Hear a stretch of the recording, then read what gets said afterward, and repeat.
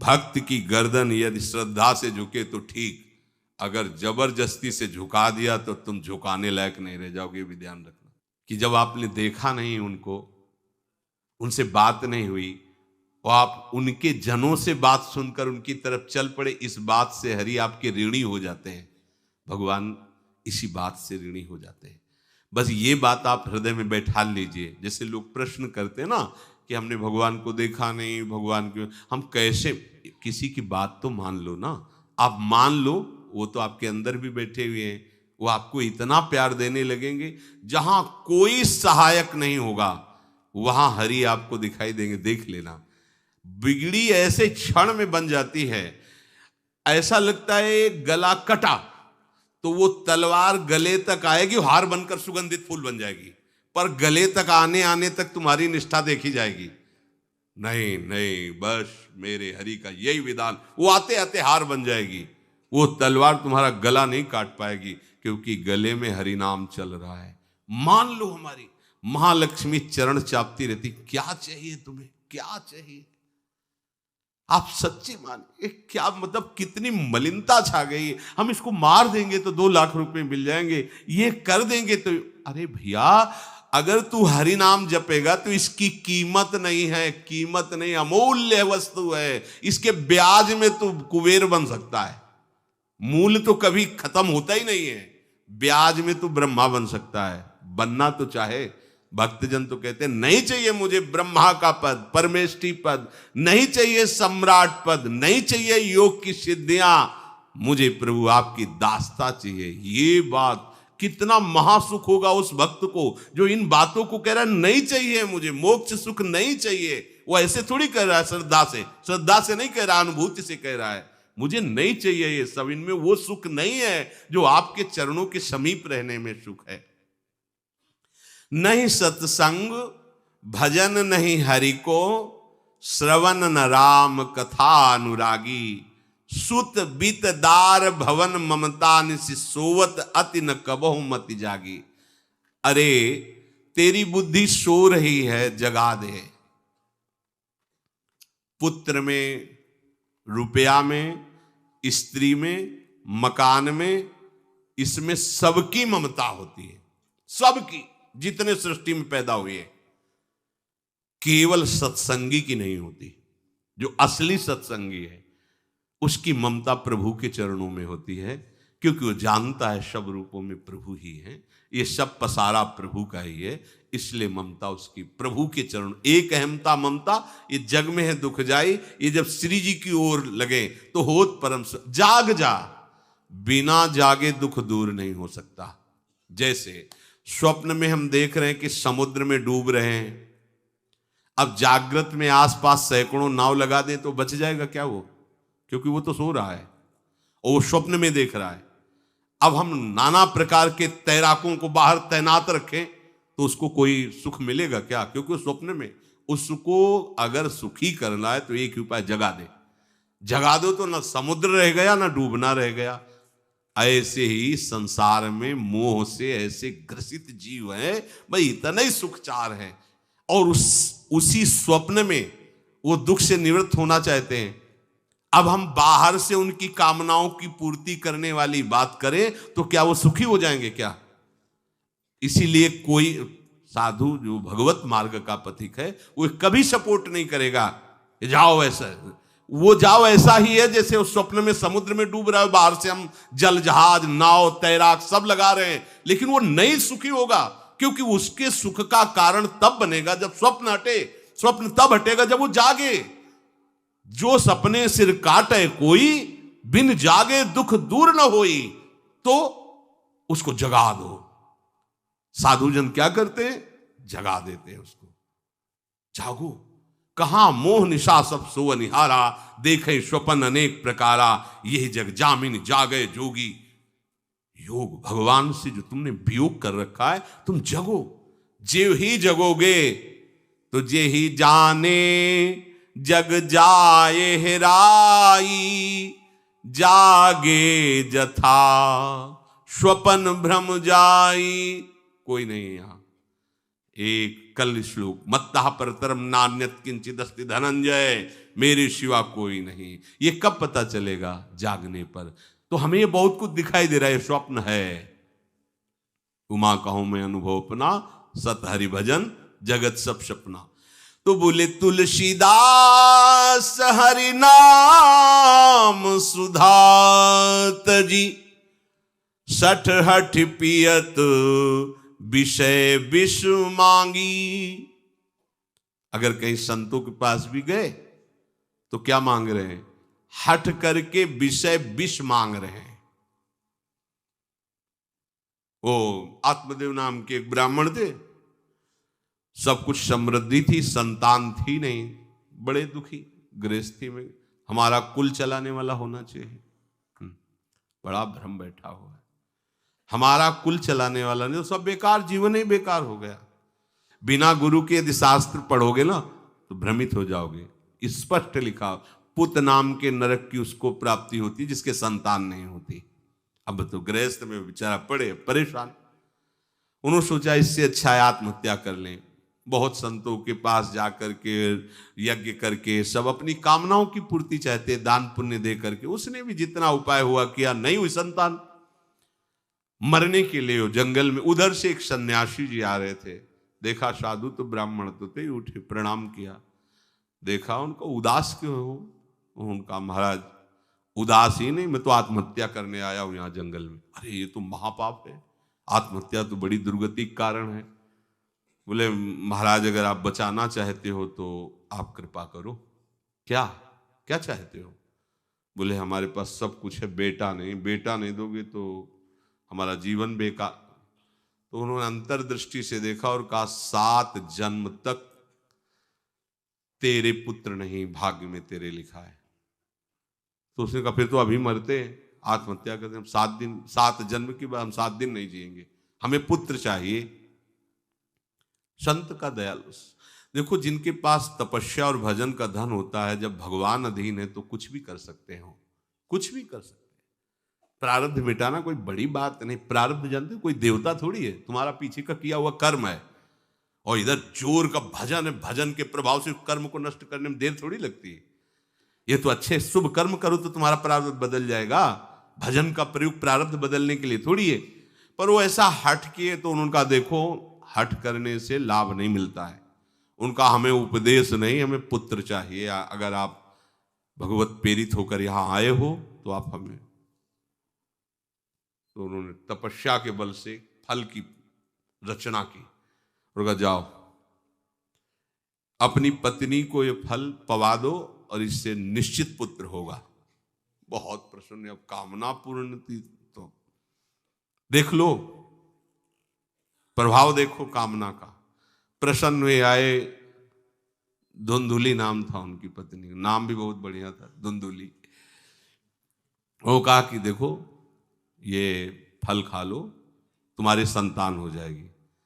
बहुत मीठी बात बोलती थी, मृदुभाषी, कपट हृदय। अलग अलग क्षेत्र होता है, हृदय कपट और मुख में मीठी बात। बहुत संभल के व्यवहार करना चाहिए ऐसे लोगों से। मधुरिया बानी मीठी, क्या मृदु भाषा। नहीं प्रीतम, आप चिंता मत करो, फल ऐसे थोड़ी खाया जाता है, नहा धो के पवित्र होके फिर। हाँ उनका ये बात, तो आप अपने काम में लगो, हम पा लेंगे ऐसा। अब आपको विश्वास है ना? बोले विश्वास तो है, इसमें क्या विश्वास, आप भी तो चाहती ना पुत्र हो। बोले हाँ। वो जो ही गए सो अपनी बहन को बुलाया और कहा सुनो, अभी तो हम 4-5 रोटी कढ़ी चावल सब पा लेते हैं, पूड़ी खीर पुआ। जब गर्भ रहेगा तो पेट तो उसी से भरा रहेगा, तो हमारा भोजन रुक जाएगा। बोले हाँ ये तो बात है। जब पेट बढ़ेगा, अगर घर में आग लग गई तो फिर हम भाग नहीं पाएंगे, तो हम जल जाएंगे। ये निगेटिव सोच वाले लेते। और पंडित जी तो इसी बात में लगे हैं कि गर्भ रह जाए तो क्या करें, तुम्हारा हम खाएंगे तो है नहीं पक्की बात, पर करें तो क्या करें। पंडित जी को कैसे समझ? उनका देखो एक बात है, हमारे गर्भ है, हमारे कई लड़के हो चुके हो, गरीबी है ही है हमारे यहाँ, तुम कुछ पैसा दे देना और ये नाटक करना कि मैं गर्भवती हूं। बच्चा समय होने पर हम पहुंचा देंगे, हम घोषित कर देंगे हमारा बच्चा मर गया। तो पंडित जी को तुम नाटक में बताते रहना कि गर्भ है, बच्चा हो जाए, पंडित जी कह देना बच्चा हो गया है। तो बोले दूध पिलाने की समस्या आएगी। तो बोले ये तुम कह देना कि पहला पहला बच्चा है, हमारे वक्षा स्थल में दूध नहीं, हमारी बहन का था तो मर गया बच्चा, तो उनको बुला लेती तो बात बन जाएगी, बढ़िया बात हो गई। परीक्षा के लिए फल गाय को खवा दो। गाय को खवाया, ठीक समय पर गोकर्ण जी प्रकट हुए, दिव्य तेजोमय बालक, कान केवल वो गाय के, बड़े ही विद्वान और भगवत भक्त संत के द्वारा। कहा था 7 जन्म तुम्हारे भाग्य में, बच्चा नहीं तो नहीं है, देखा गाय के हो गोकर्ण जी प्रकट हुए। उधर उनके जो बच्चा पैदा हुआ वैसे ही नाटक के द्वारा पहुंचा दिया गया, वैसे ही पूरा जैसा पहले पक्का हुआ। अब उसने कहा कि हमारे तो स्तनों में दूध नहीं, हम अपनी बहन को बुला लें, उनका बच्चा मर गया। हाँ हाँ, हमारा बच्चा स्वस्थ होना, आप बुला लो, उसको हम धन भी देंगे, वो हमारे बच्चे की सेवा कर। अपने नाम से जोड़ करके उसका नाम रखा धुंधकारी, धुंधुली और धुंधकारी, अज्ञान का साक्षात स्वरूप। और जैसे ही वो अवस्था बढ़ती गई तो उसके पापाचरण बढ़ना शुरू हुई। बच्चों के साथ खेलता, खेलते हुए बच्चों को उठा लेता और कुएं में डाल देता, मतलब घोर अत्याचार। गोकर्ण जी हर समय भजन साधन शास्त्र स्वाध्याय। जब और बड़ा हुआ तो माता जी को अपने डंडों से रोज पूजन करता और पिताजी को गाली लात थप्पड़। पिताजी तो रो पड़े।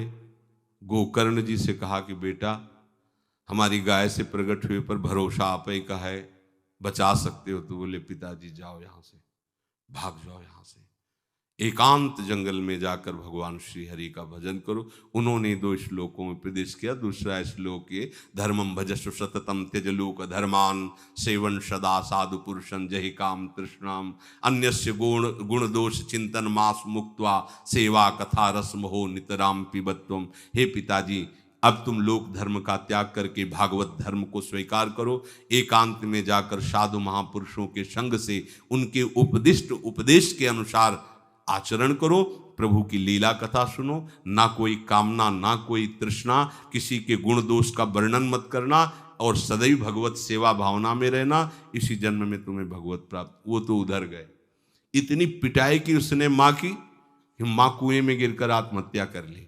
फिर तो मनमानी आचरण, कुछ वैश्याओं को रखा और चोरी करके लाया। वैश्याओं ने सोचा किसी दिन पकड़ा जाएगा ये और हम, तो उसके हाथ पैर बांध दिए चारपाई में, ला के मुख में अंगार डाल, वो मरा भयानक प्रेत। कामना ने क्या किया, सर्वनाश। किसी को हरि विमुख होकर कभी सुख मिल सकता है?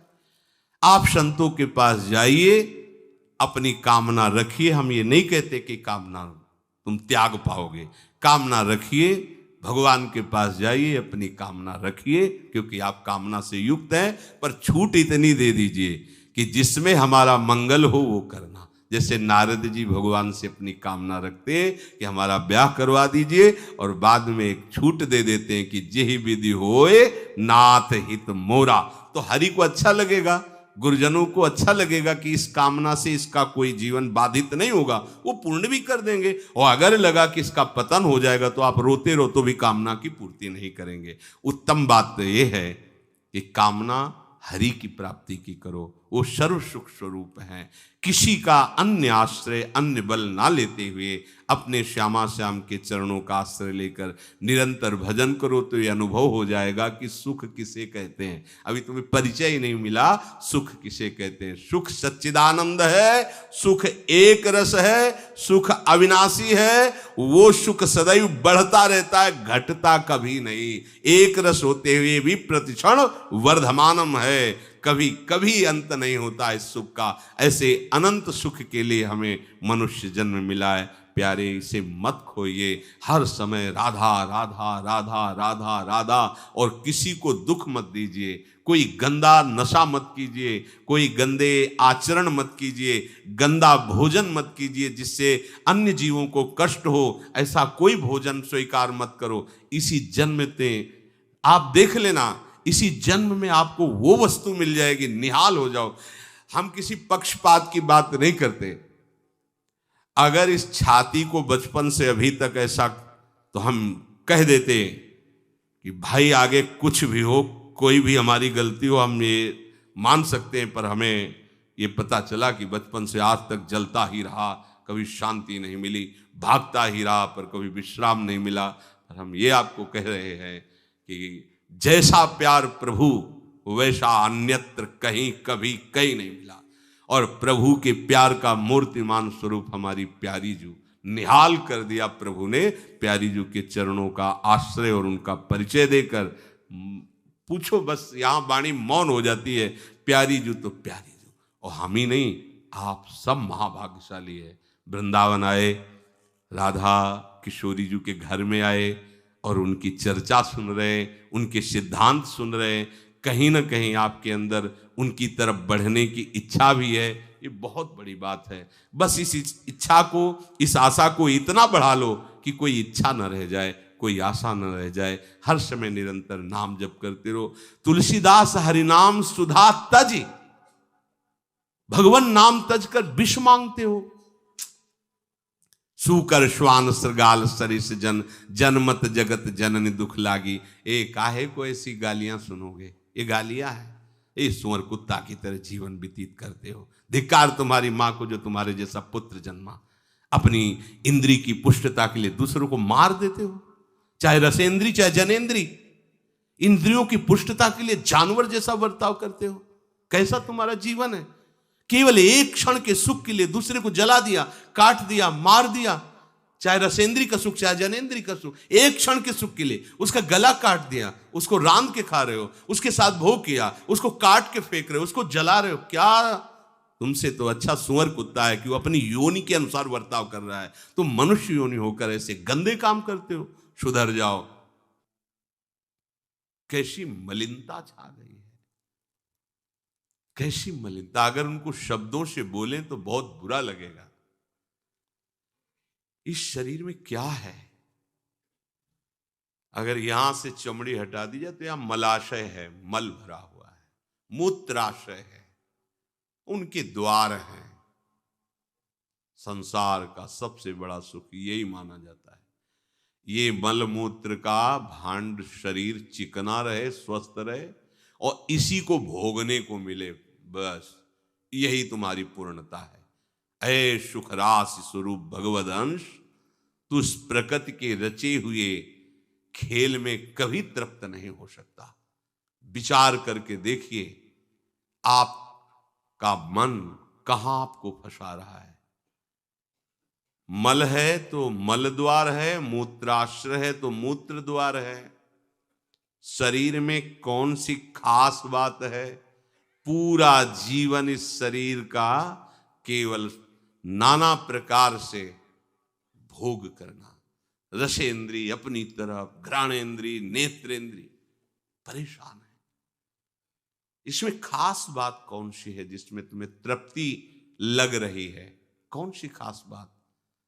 अगर तुम मलमूत्र के द्वारों में खेल रहे हो तो मलमूत्र के कीड़े से बढ़कर तुम्हारी योग्यता नहीं। समझिए, आप समझिए, वो भी जीव है, भगवदंश, जो मलमूत्र का कीड़ा बना हुआ नालियों में डोल रहा है। तुम भी तो उसी नाली में तो डोल रहे हो। यदि भगवदंश होकर भगवान नाम जप नहीं कर रहे हो, अपने स्वरूप को नहीं समझ रहे हो, चिदानंद सुख की तरफ आकर्षित नहीं हो रहे हो, तो गोस्वामी जी कह रहे वे अभागी हैं। हम लोग अपने को बड़ा भाग्यवान कब मानते हैं, जब विषय भोगों की बाहुल्यता हो जाए। देखो कैसी बुद्धि भ्रमित हो गई है। अभाग्य को हम भाग्य मान रहे हैं। बड़ा आश्चर्य होता है। कैसा मतलब, अगर उनको बोलना अच्छा नहीं लगता, पर यह है कि समझ जाओ तो भाई समझ जाओ। जिन अंगों को छूने के बाद कई बार पवित्र करने के लिए रज आदि लगा करके, उन्हीं अंगों पे तो आसक्ति है तुम्हारी। उन्हीं अंगों को तो तुम सर्वस्व सुख समुद्र मान रहे हो। क्या है। बहुत बार जन्मे हो, मरे हो, भोगे हो प्यारे, ये एक बार प्यार कर लो हमारे प्रभु से, एक बार कर लो। ये भ्रम बिना भगवद आश्रय के भव भय भंजन पद विमुख अभागी। ये माया का, अविद्या का भ्रम नष्ट करने वाले जिनके चरणारविंद हैं, उन श्री हरि से तुम विमुख हो। अरे अभागी, तुम नरक तुल्य भोगों को भोग रहे हो। ये बिना सत्संगी के ये शब्द नहीं पचा सकते आप, क्योंकि आप उसी में रमण करते हैं। आपको लगेगा क्या है, फिर जिंदगी क्या रह गई। अरे अभी देखा क्या है, जिंदगी क्या है। निहाल हो जाओगे, नाच पड़ोगे, मस्त हो जाओगे। किसी का कोई भय नहीं, कोई चाह नहीं।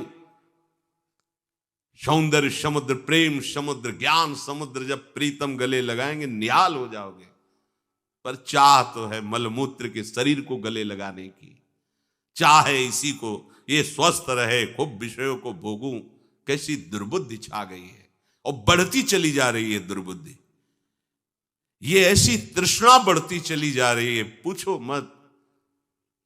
सावधान हो जाओ प्यारे, बहुत कम समय है, तुम्हारा शरीर छीन लिया जाएगा, जबरदस्ती छीन लिया जाएगा। ना चाहते हुए तुम्हारे शरीर का नाश हो जाएगा। मान लीजिए एक चंद समय है, कुछ समय है, जिसे तुम 80 साल 100 साल समय ऐसे गए। ब्रह्मा जी के लोक में एक कमल की पंखुड़ी ऐसे छेदी जाए तो मृत्यु लोक का 1 वर्ष हो जाता है। कितना तुम्हारे पास समय। हमारी रात सोने में चली जाती है, दिन नाना प्रकार के भोगों के संग्रह के लिए, कमाई के लिए, भोगों के भोगने के चिंतन में चलिए। हमारा सच्चा जो मार्ग है, जो सत्य मार्ग है, जहां सुख मिलना है, हमारे पास समय नहीं उसके लिए। किसी से बात, हमारे पास समय नहीं है। वाह, समय का बढ़िया सदुपयोग कर रहे हो, परिणाम तुम्हें समझ में आएगा। गोस्वामी जी कह रहे हैं कि निशिवासर रुचि पाप असुचि मन। ये मन अपवित्र हो चुका है भोगों का चिंतन करने से। रात दिन पाप हो रहे हैं, समझ में नहीं आता कि हम पाप कर रहे हैं। एक सेकंड में हमारे मन की वृत्ति दूसरे के दुख को दुख नहीं समझती, उसे दुख देकर सुख भोगने के लिए आज्ञा दे देती है। करो बस, जितनी सुंदरता संसार में, उसके सबके मैं भोगता बन जाऊं। मलिन मन, यहां कुछ सुंदर है क्या? अगर एक दिन 10-20 बार सोच हो जाए, ऐसी दवा खवा दो, फिर उसी के देखो चेहरे की कांति कैसी हो जाएगी। अगर 2-3 दिन हालत चलती रही, देखने लायक नहीं रह जाएगा चेहरा। इसको तुम कुछ खास समझते हो? पानी का बुलबुला फूटने में देर नहीं लगती, पर तुम कमा क्या रहे हो?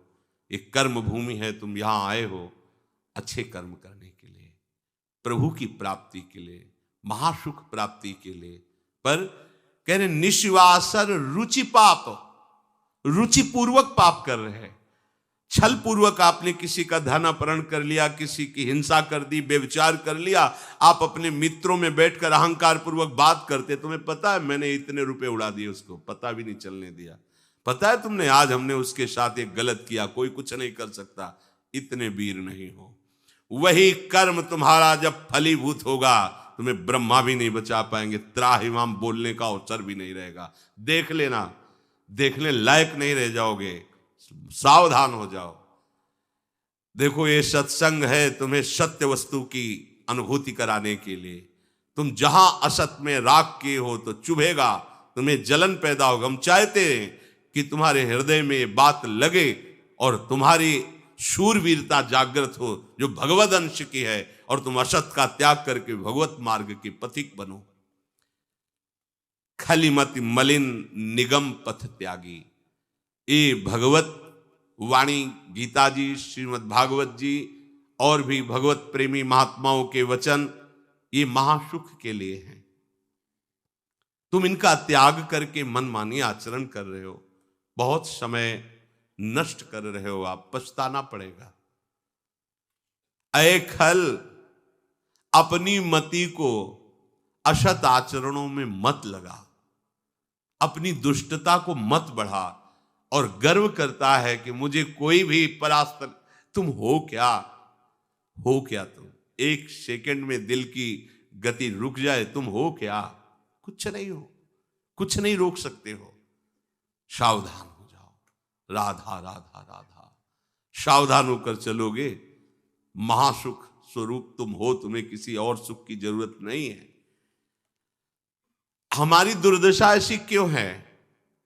नहीं सत्संग, सत्संग केवल भगवत प्राप्ति के लिए होता है। बड़े भाग पाइप सत्संगा, बिनय प्रयास होई भो भंगा, ये मनोरंजन नहीं है। इसीलिए सत्संग मिलना दुर्लभ होता है। अगर भगवद वार्ता किसी को प्रसन्न करने के लिए, उनके मन को घसीट करके अपनी वासनाओं की पूर्ति के लिए किया जाता, उसे सत्संग नहीं कहते।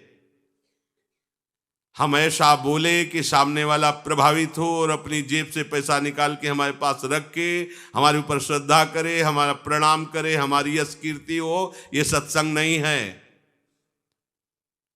हमारी बात मानकर सच्चिदानंद प्रभु में इसका मन लग जाए, संसार के भोगों से इसका मन हट करके अपने स्वरूप में स्थित हो, प्रभु में लगे, उसे सत्संग कहते हैं। भक्ति स्वतंत्र सकल सुख खानी, और बिनु सत्संग न पावई प्राणी।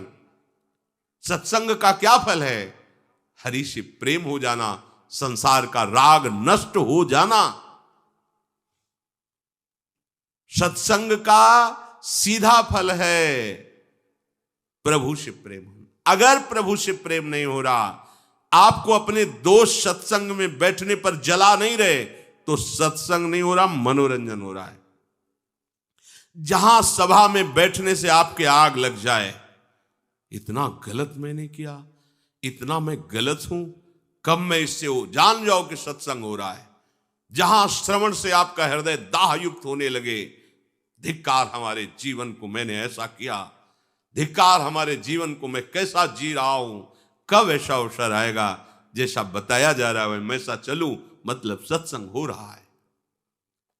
नहीं सत्संग, और इसका फल हरि भजन। तो बोले भजन नहीं हरि को।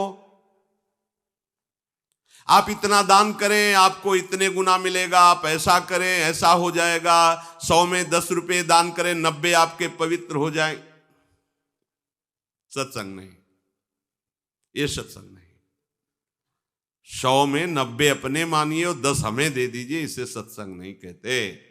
100 के 100 का अभिमान त्याग कर प्रभु के चरणों, वो 100 है, 100 को स्वीकार मत करो तो जीवित रहोगे, 100 को स्वीकार कर लिया तो 100 हो जाओगे। 100 का मतलब समझते हो? जिन हरि भगत हृदय नहीं आनी, जीवित सब समान ते प्राणी। जीवित सब जिंदा मुर्दे के समान, ते नर नरक रूप जीवत जग। किसी भी वस्तु का अहम और ममत्व न रह जाए और प्रभु में, यह सत्संग का स्वरूप। सत्संग का स्वरूप तुम्हारे मन को खुशी नहीं, तुम्हारे मन को मार देगा। सत्संग का स्वरूप तुम्हारे मन को मार करके सच्चिदानंद प्रभु में लगा देगा। महाभागवतों के वचन, भगवान की वाणी तुम्हें भगवत स्वरूप में स्थित करेगी, प्रपंच का बढ़ावा नहीं। इससे प्रपंच का बढ़ावा होता है।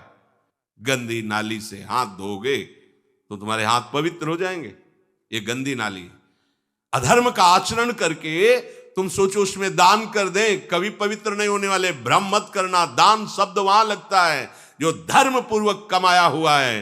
4 रोटी कमाई, 1 रोटी किसी भूखों को दे दो, ये मंगल होगा। पापाचरण करके, हिंसा करके, व्यभिचार करके, छल कपट करके कमाओ और उसके बाद सोचो दान लगेगा ही नहीं। और जो स्वीकार करता है, अधर्म का सहायक होता है, वो दोनों को दंड मिलेगा, दोनों को दंड मिलेगा। बहुत सावधान। सत्संग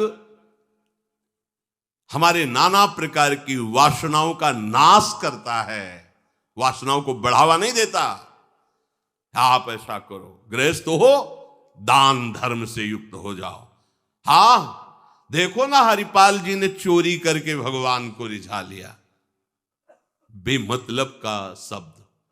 हरिपाल जी ने सर्वस्व समर्पित करके प्राणपण प्रभु की सेवा, साधु सेवा का भाव लेकर के फिर वहां खड़े होते थे कि इसका भी मंगल हो जाएगा, जो भगवत भी। अगर रामकृष्ण बोल दिया तो बोले नहीं।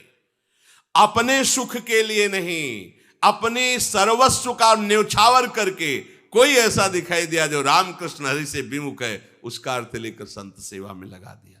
पहले अपना सर्वस्व नाश करो, समर्पित करो, फिर देखो तुम्हारे अंदर स्थिति क्या आती है, फिर उसके अनुसार चलो। देखे, बेईमानी को दान नहीं कहते, बेईमानी को धर्म नहीं कहते, ये भ्रम मत करना।